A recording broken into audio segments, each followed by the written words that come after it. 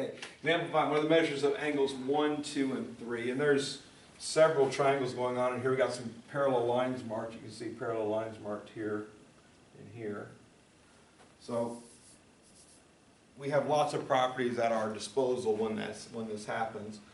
First thing I want to focus on is the ones I'm looking for, 1, 2, and 3. There's also a 4 and a 5 in there they're not asking me for. My guess is this same picture shows up somewhere else. You have to find some of the missing pieces.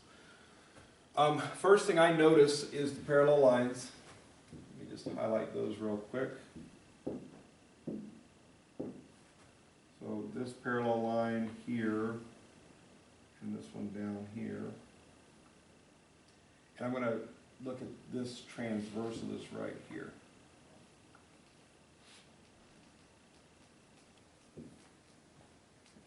And again, they give me all this information. Again, just by drawing triangles, they're telling me lots of stuff because triangles have some rules. But the parallel lines cut by transversal, the two blue parallel lines cut by the green transversal, I know that this 75-degree angle up here corresponds to this angle here. So those two angles are corresponding angles. When two parallel lines are cut by a transversal, the corresponding angles are congruent, which means that these two angles, angle 1 and 55, plus 55 degrees, should add up to 75 degrees. And all I'm looking for is any type of relationship that allows me to write any type of equation that might help me find what I'm looking for. So again, I saw parallel lines cut by transversal. I see corresponding angles. The angle addition postulate says these two angles add up to the measure of the whole angle. This whole angle equals that whole angle. There's my equation. Move my 55 to the other side. And that gets me measure of angle 1 is 20 degrees.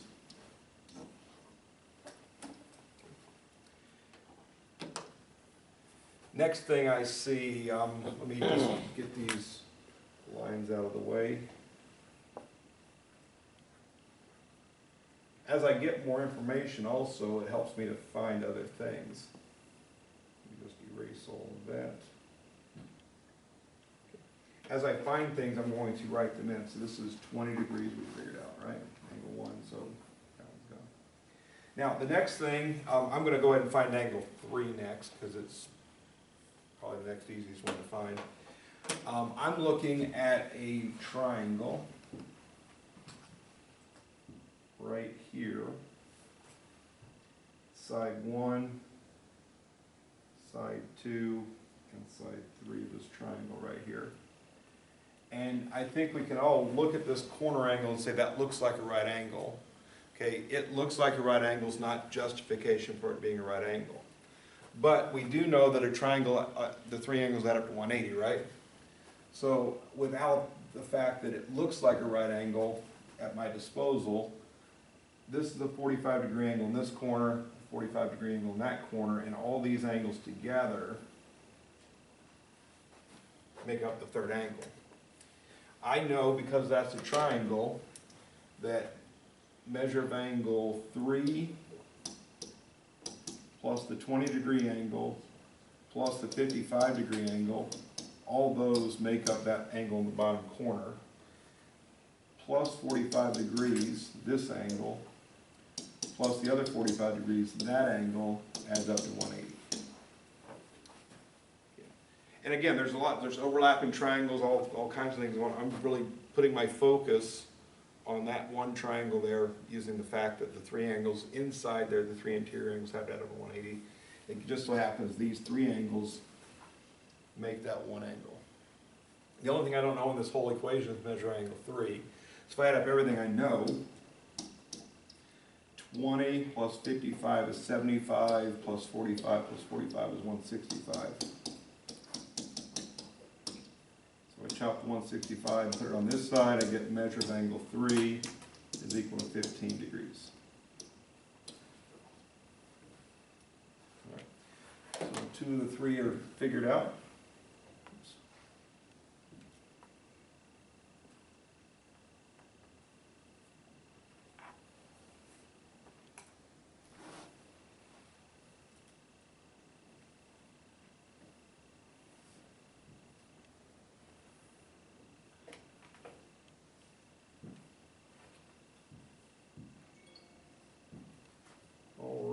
now we know angle 3 is 15 degrees. All right, next got to find angle 2. All right, so I'm looking at, first off, this is a straight line here. That means that if this angle here is 75 degrees, that this angle here has to add up to 180, or even better, let's go with the exterior angle theorem. This angle is exterior to the triangle, right? 75 degrees exterior angle to the triangle. If I'm looking at the, let's go with a green color here. If I'm looking at this triangle here,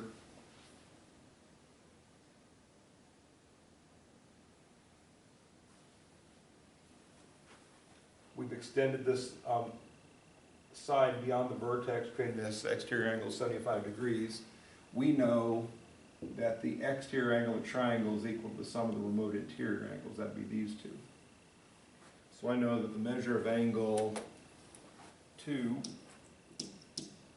plus 20 degrees should equal 75 degrees. And then just solving the equation, move the 20 to the other side, subtract, we're going to get measure of angle 2 is equal to 55 degrees. On these figure problems, I'm looking for this type of work on your paper. I mean, if you want to draw the picture, you can, but I want to see where you've taken the picture, used some property to create the equation, then you solve the equation. Yes, Stefan? I don't remember which theorem it was, but I need to look back to see which theorem it was, because there's a theorem that states that 2 equals that corner thing right there. Oh, yep.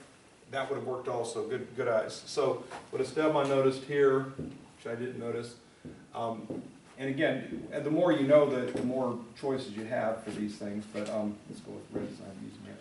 We're looking at the parallel lines again, this one and this one, and it's cut by the transversal, the green line there, so I'm just make a line here.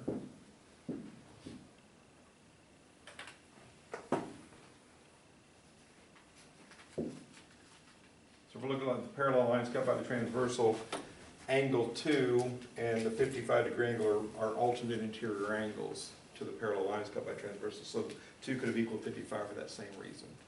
Again, as you know more things, you have more choices, right? So that would have been something I didn't need to know angle 1 to do that one, right?